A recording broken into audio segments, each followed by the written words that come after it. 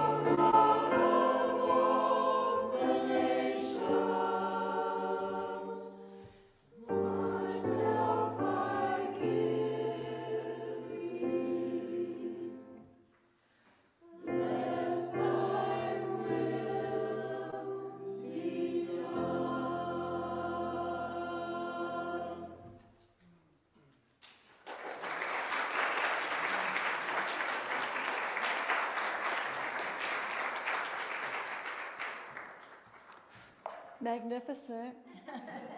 That was beautiful, wasn't it? Absolutely beautiful. Oh my gosh.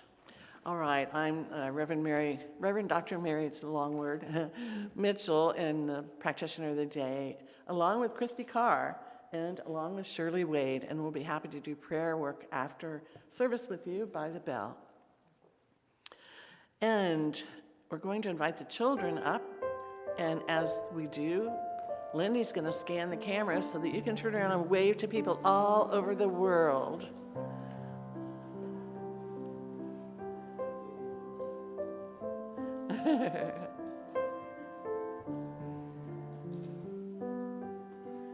Okay, come on up. Sorry, we don't have a lot of chairs, but we'll get you.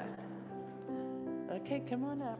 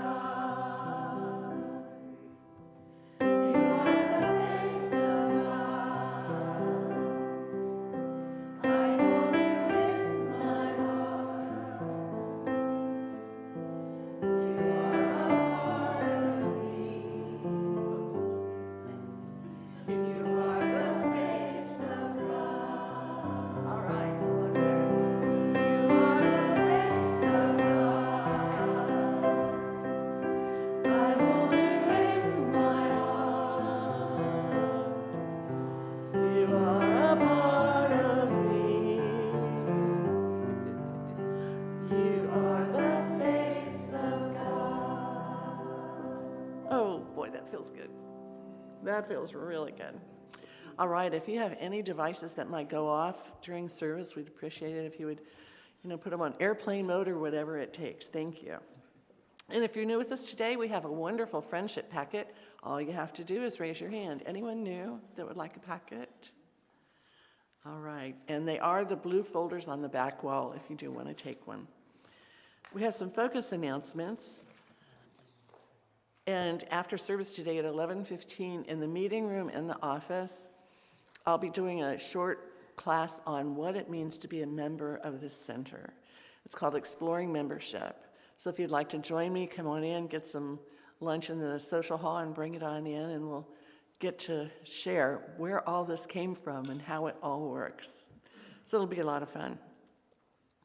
It is one of 2 required short classes to become a member. The other is the essence class, the essence of this philosophy. So they're both different. So anyway. And on October 22nd, Cher Matthews is leading another wonderful SOAR adventure to Cabin Creek Trail in McLeod. So if you're part of that team, you won't want to miss that. That sounds wonderful. Monday, October 24th, it's from 7 to 9, Roy Wolstead leads the men's group, and that's a friendship group for the men of the community. Wonderful group of people, really wonderful. The Awareness Bookstore has a sale going on. Some items are 30 to 50% off, so there are good things in there that you'll just love to take home. I would at 50% off. And we have the women's retreat coming up, Your One Wild and Precious Life. And it will be held at Shasta Lakeshore Retreat Cabins in Lakehead. Reverend Sue and her you've been doing this for years and years and years with Reverend Dr. Andrea Azevedo, who used to be a minister here. So it'll be really wonderful. It's Friday through Sunday, October 28th through the 30th, and the total amount is due today. So hopefully you can do that. There are a couple spots left.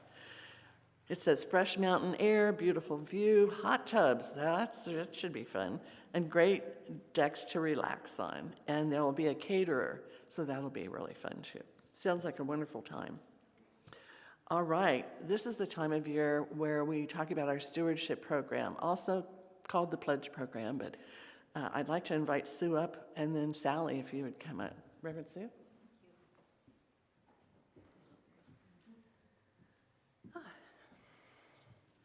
Good morning. Before I bring our speaker today forward, I wanted to just share a few words about the program.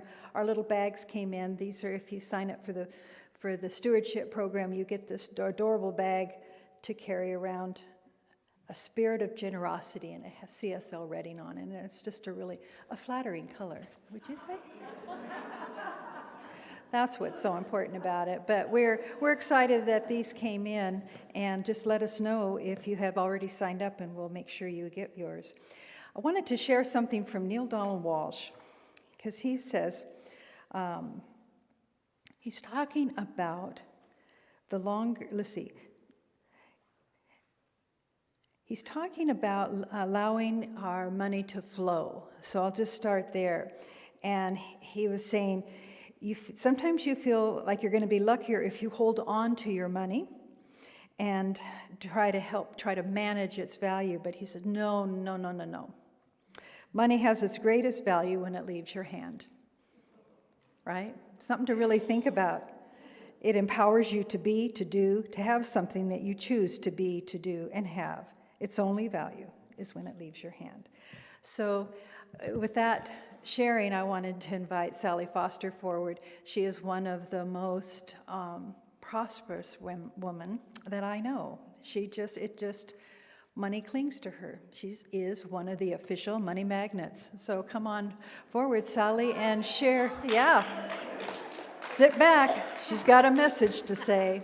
Thank you. Good morning. I want to share with you that when I first became a religious scientist back in 1996, I had no money, and I was in debt. I never thought I would be able to get out.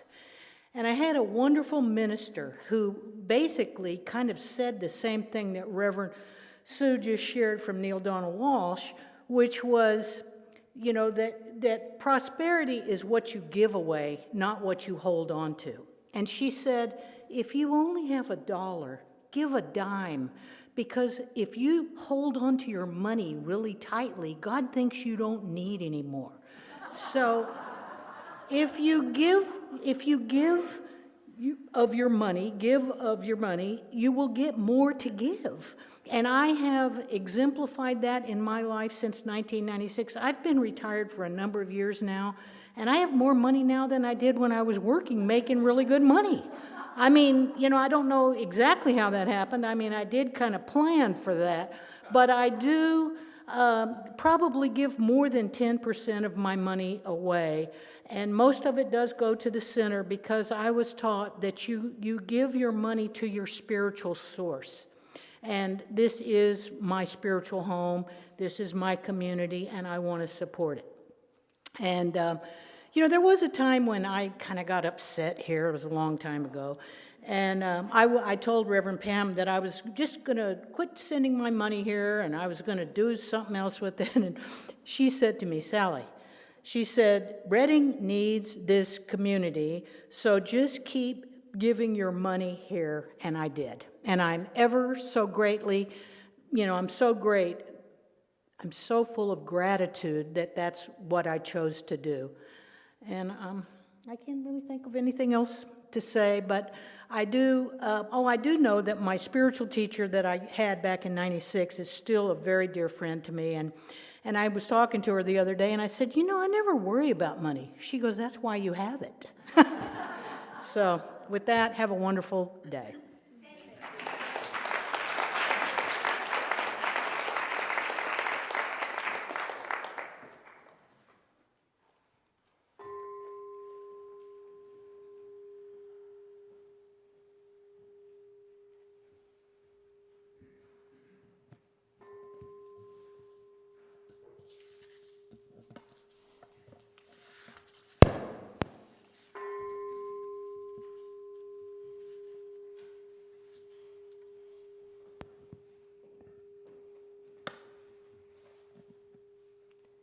We sit here quietly, focusing within, breathing in God's loving presence,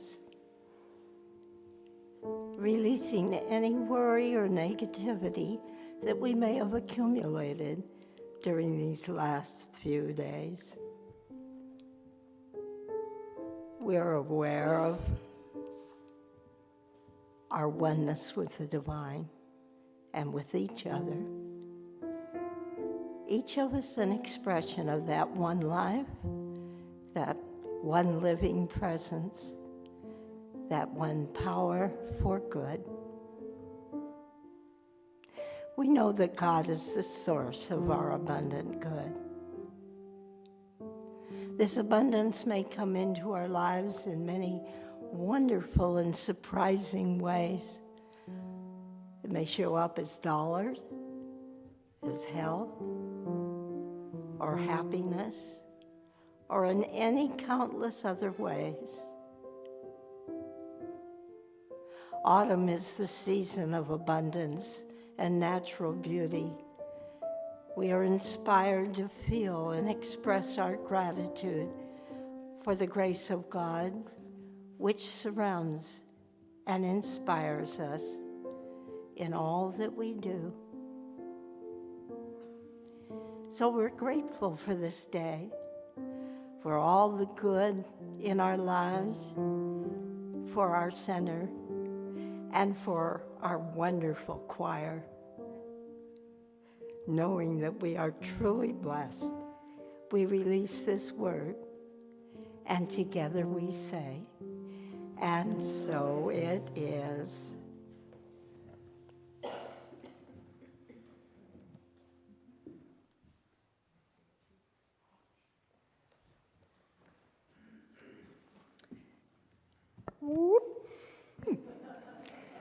I still remember, every time I look at this microphone, I think of James saying, point it at your chin. But as I get a double chin, it's like,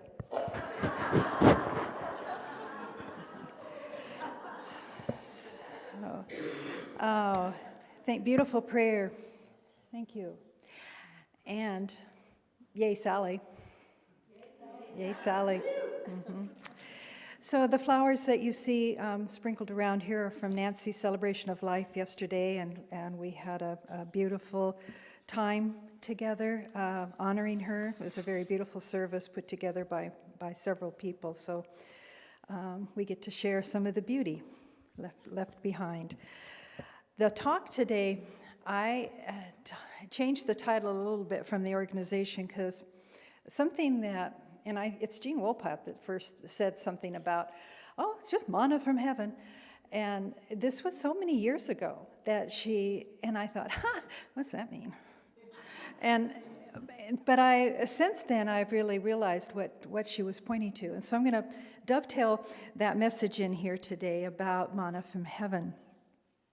But as you know, we've been talking all year long about everyday wonder and awe on the spiritual journey.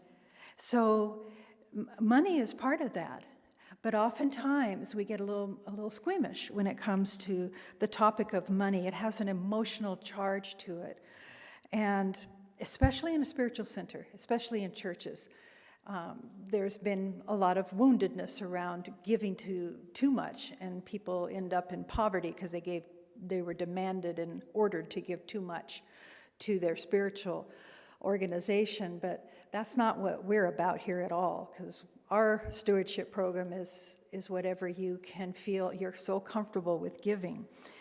But when we talk about all of this, it's all allowing God's circulation, and I'm just going to kind of reframe that a little bit, because God's circulation comes, of course, in the form of money, and we need to begin to see it as divine substance, just as a divine substance, something that we have created along the way.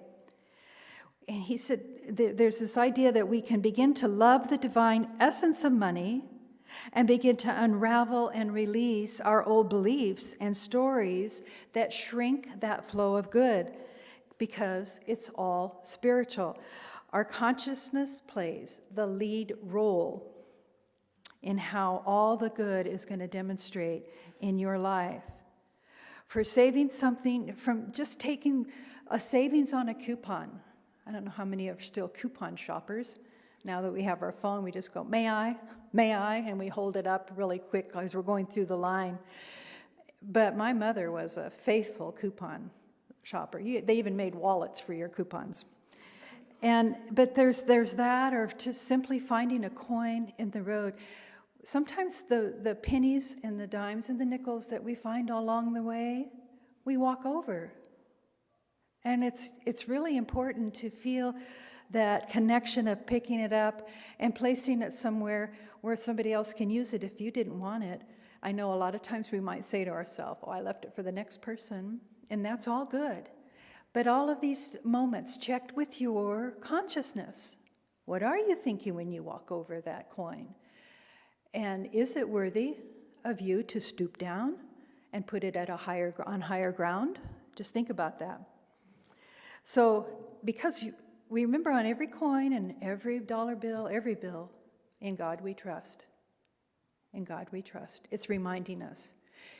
We had seminars years ago on prosperity, and one of them, and everybody was doing it for the longest time because I was on the prosperity accounting team, and I would count the offertories, and on every check it would say GUS, Gus. And so people would write their bills, write their checks of giving, God's unlimited supply. They put that tagline, Gus, on everything. And still today, at times, I'll pass through some money or a dollar bill and somebody's written something very beautiful on it, reminding us where our good is coming from. So Earnest Holmes recognized that he was always connected to this flow of supply. Whatever he needed, it seemed to express itself in his life. So it became his, he just trusted in it. It became a foundation of faith for him. He lived a very full life and was graced with this abundance in order to be that full expression in service to others. He understood the sacredness of it all. So I ask you, can you have what you want? What you want? The month of spiritual reflections on money is asking all of us to dig in deeper to know what is keeping this idea at bay. Is there any fear left? I just had the image of me turning you upside down and shaking. Anything left, shaking it out of you. Because I've talked about it so much. But any old belief or conflict that with having a healthy relationship with money, can you receive with ease, at the same time release with ease? That's an important one to watch your personal expansion and contraction with. Watch for the slightest struggle, watch for it, and find your answer here. Break it down to recognize that money is a substance, and we are invited to keep circulating that energy and celebrate it. Catherine Ponder, she writes, basically there's only one disease, congestion, and there's only one cure, circulation. She's phenomenally clear on the ideas that we share here.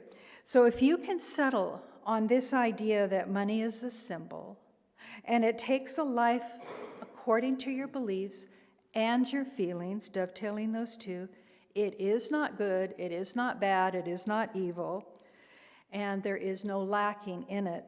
You'll get closer and closer and closer and closer to aligning with this divine principle of truth, that you are surrounded by opportunity and good. And when we can find ourselves really making peace with that, we recognize that we're also valuing ourselves more, respecting ourselves, trusting ourselves, and becoming richer in all areas of life's expression. And Charles Fillmore, who helped build the Unity movement, said, prosperity is not wholly a matter of capital or environment, but a condition brought about by certain ideas that have been allowed to rule in the consciousness. So we're with that on a daily basis if we're watching stock markets and things like that. But everyone really is here to thrive. And so these messages, we hope to take a positive charge for you when it comes to the good.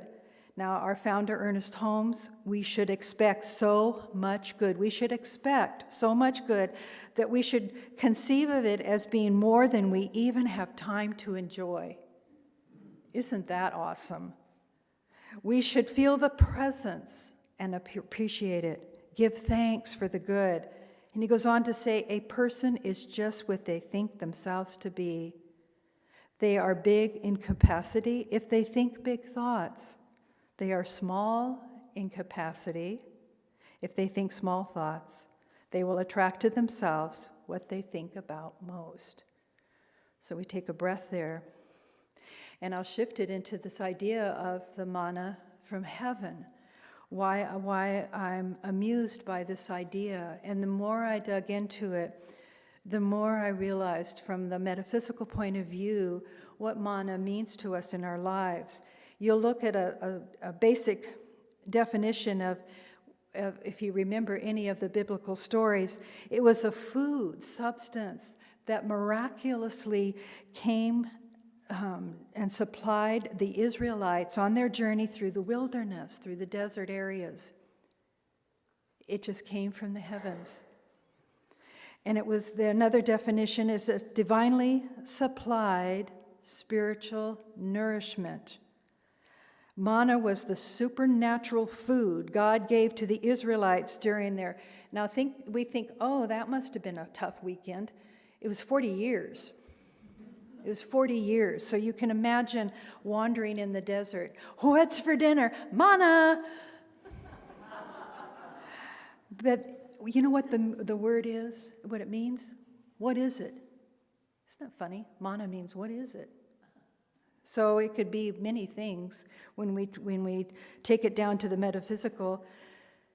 They're the bread of life, the Word of God, the realization that divine substance is indeed everywhere present, in every part of consciousness. So when we think about the Israelites, if we go into their story and imagine that they were hungry and tired, but in their leadership there was the idea that God will provide. And so then this substance falls from the heavens. But what's so amazing about it was a powdery, there's some other descriptions in here about it kind of took on its own consciousness with you. It would have a sweet flavor. It could taste like honey. You could make little breads with it. People could gather a lot, harvest a lot, about 2 quarts full or something, even more they would gather, or they'd take just a little bit, just handfuls, always enough. No matter what anybody took, it was always enough. And if they hoarded it, here we go, it turned to worms. Ooh, worms just kind of ate it up. You could not hoard it. So one Christian scholar took this idea and stretched the manna as an idea of of being spiritually fed on a Sunday with scripture and lessons, and then being a screwball the rest of the week, right? So that's the worms, right? You take what you want that day, but you don't bring it over to the next day. And so worms kind of eat away at your consciousness, and you say, why am I attracting all of this weirdness? It's because you haven't opened up your spiritual lessons or sat down. Oh, I'm threatening you now with spiritual practices. I'm usually very kind, saying, remember your spiritual practices, but be careful, it's going to go to worms if you don't. But the idea is here, this spiritual substance, reminding ourselves to have gratitude every day, to open up our hands and just to see what falls upon it. And if we pray or treat on a Sunday, we want to be encouraged to then pray and contemplate the divine every day. Even in the Lord's Prayer, it reminds us that phrase, give us this day our daily bread. So there's all of these reminders, and gathering our manna on a daily basis. On one line I read, the ancient interpreters contemplated the substance as a food that transverses the chasm between divine and mundane realms, falling from heaven to be consumed on earth. It was a Kabbalistic thought that when Zohar presents that manna is granting the desert generation an embodied experience of the knowledge of God. It was an opportunity available to mystics every day, taking part in being fed by this substance and this food. And Yahweh said to Moses, I will rain down bread for you from the sky, and the people shall go out and gather each day's portion. In the morning there was a fall of dew upon the camp. When the layer of dew lifted, and look on the surface of the wilderness, lay a fine and flaky substance, as fine as frost. When the Israelites saw it, they said to one another, Manna, which means, what is it? For they did not know, and Moses said, that is the bread which Yahweh has given you to eat. Fascinating? I find it so. They talk about it as it can have a creamy taste at times and an oily cake or a buttery cake, but it all came from the heavens above.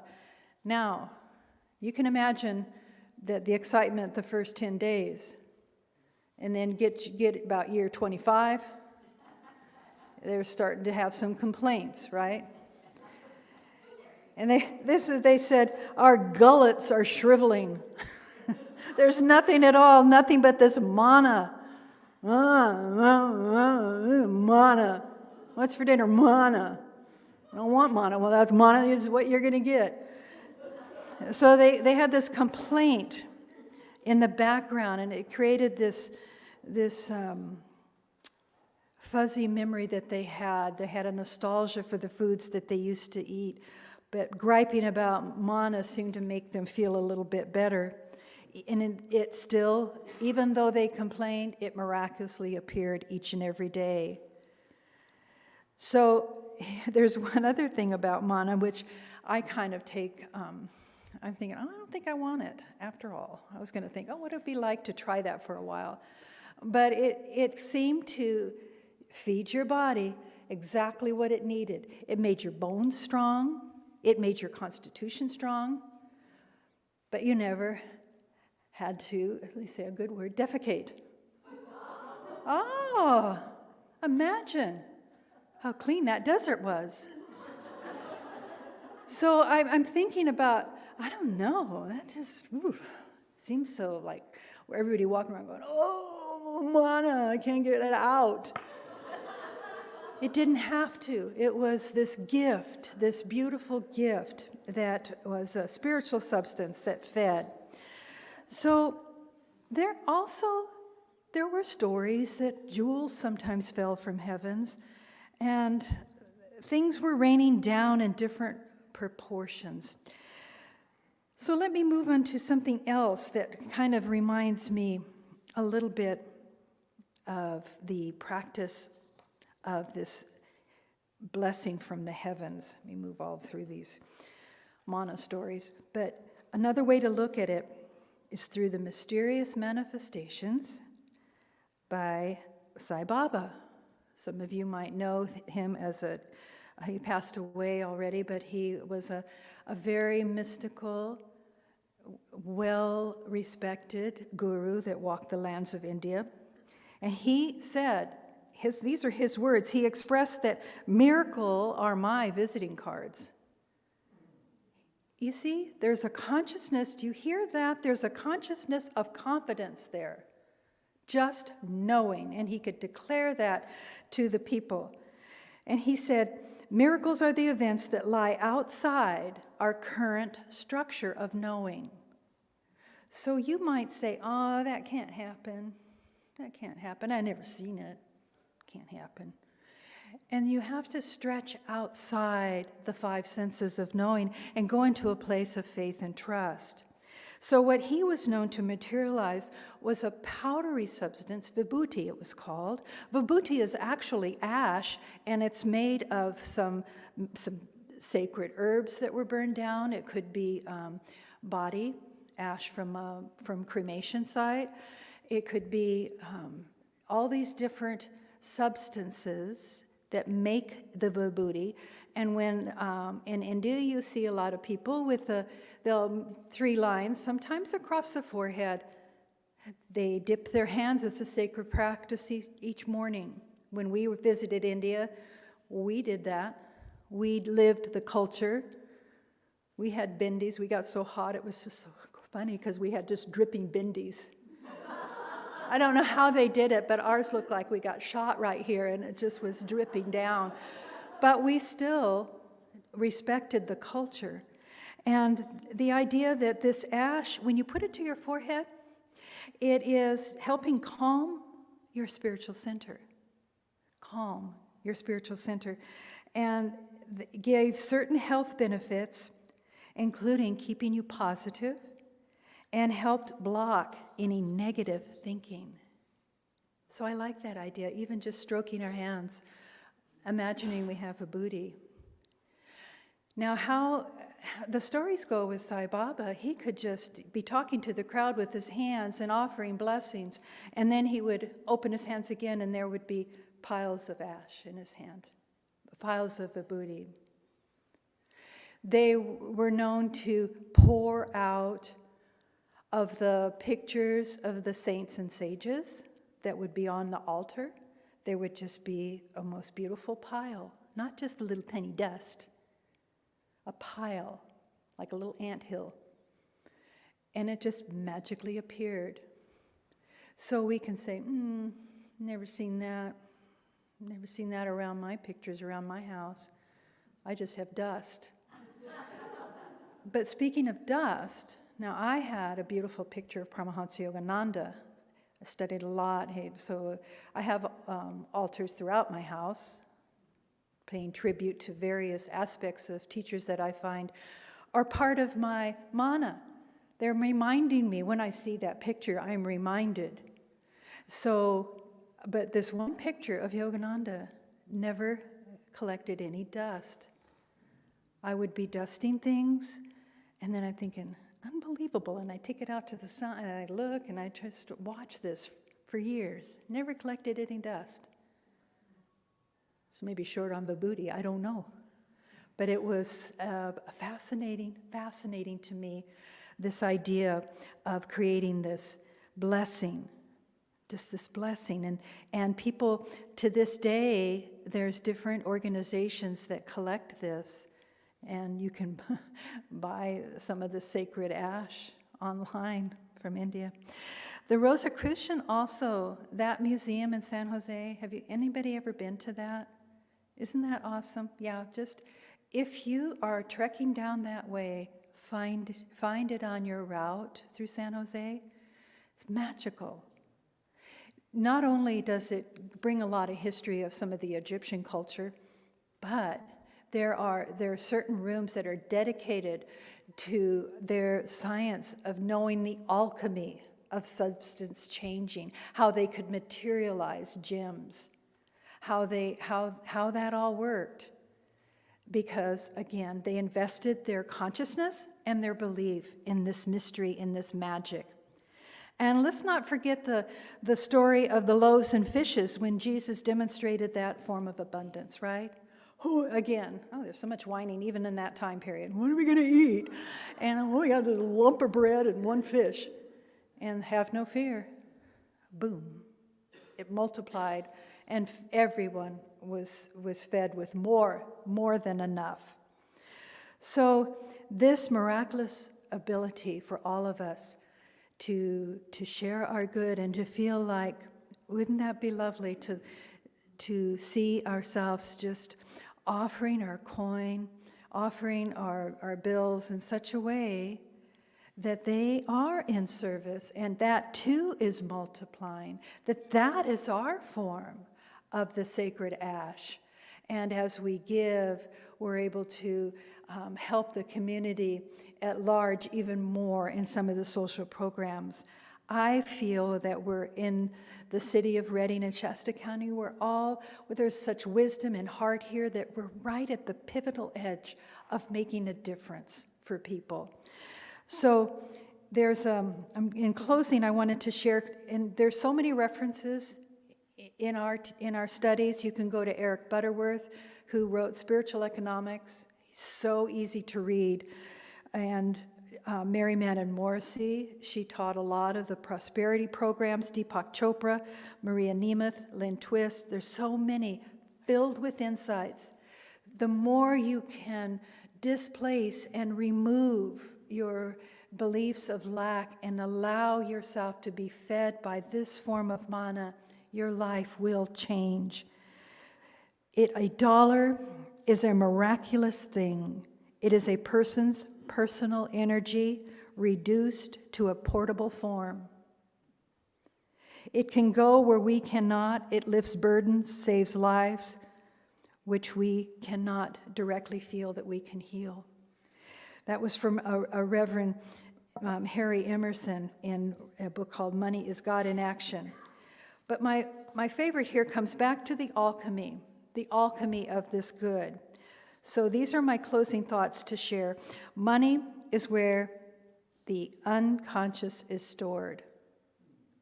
Think about that. That's a big bite. Money is where the unconscious is stored.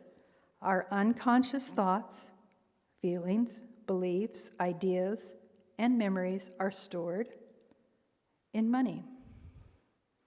So if we do an analysis of money, we find out exactly where our values are. If we follow the course of money in our life, we uncover all the places that are wounded, unhealed, sloppy, weird, distorted, and hurt. Money touches every aspect of our life.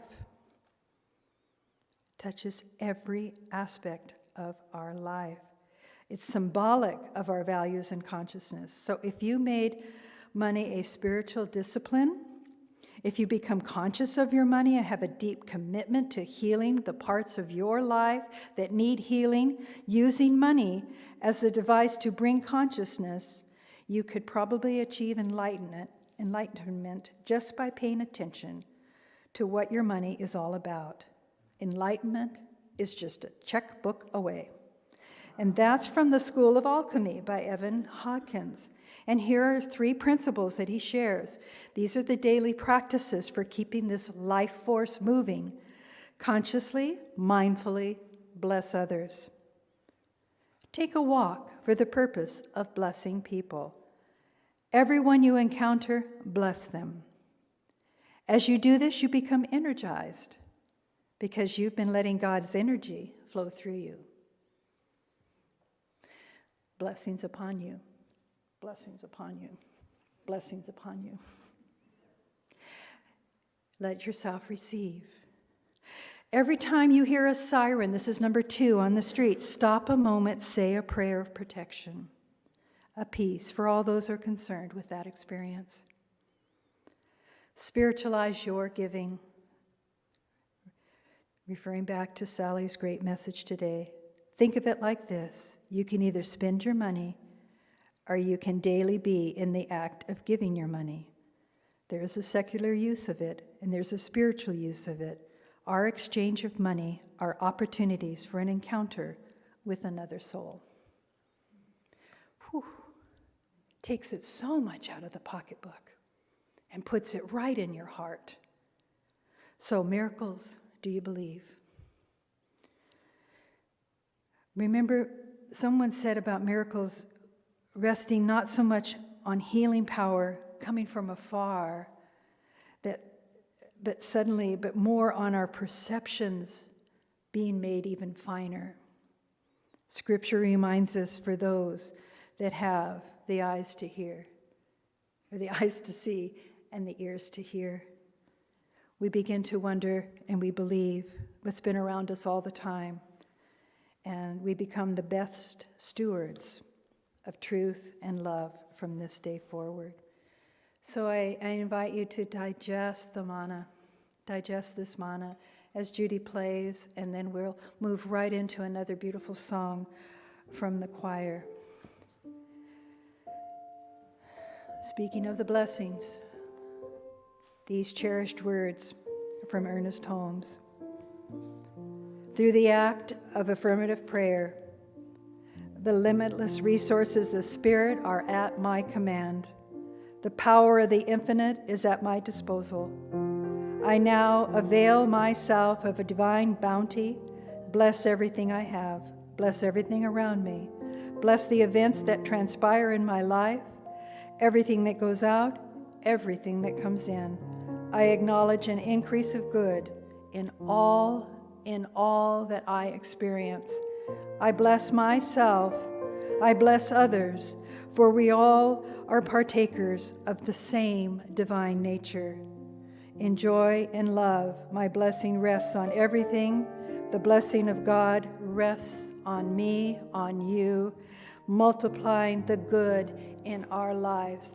As we take the words of our founder and we personalize them into a truth, we recognize that God is, I am, I accept, I release and I let go, and I give thanks, for I know that truth has been spoken, and I accept it, and so it is. Thank you for listening. The choir. Thank you.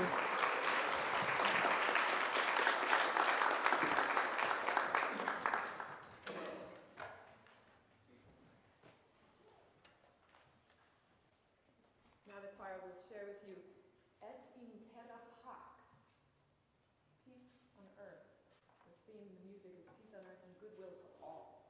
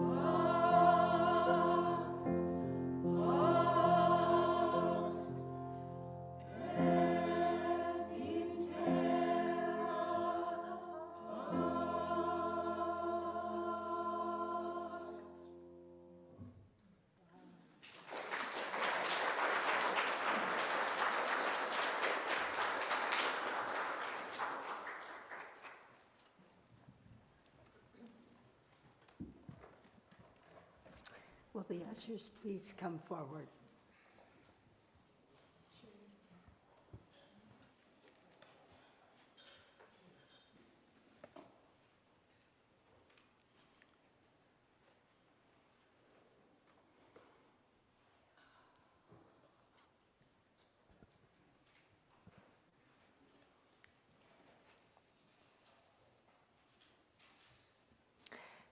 As I prepare to give my offering, my heart is filled with love and appreciation, since what is offered here is for my spiritual well-being.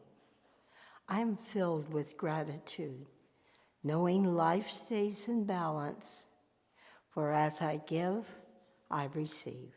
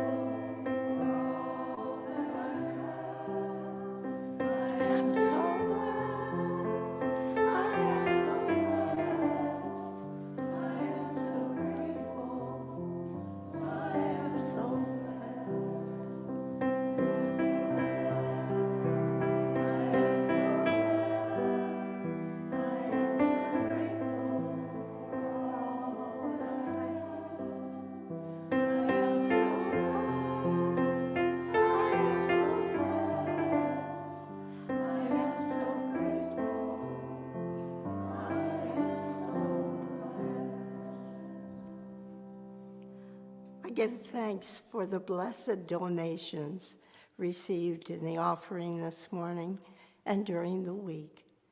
I know that each dollar supports this spiritual family in many ways as we grow together, pray together, and give thanks for all that this center has been blessed with today and always. And so it is.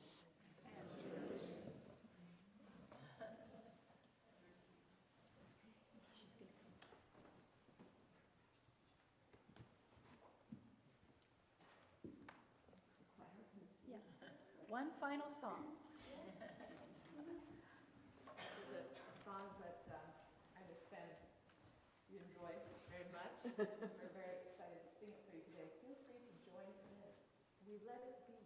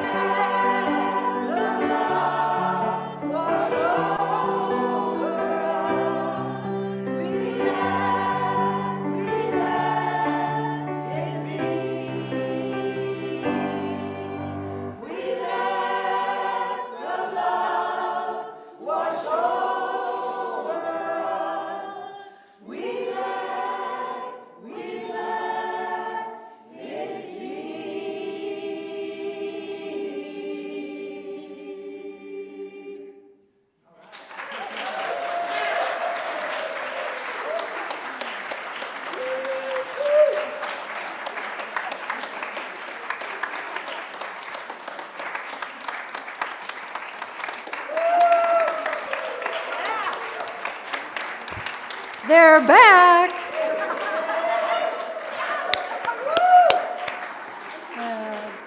Thank you. More to come each month. Watch for the Heartsonger Choir. I am so overjoyed at Gwen saying yes to the call. Yes to the call. Yeah.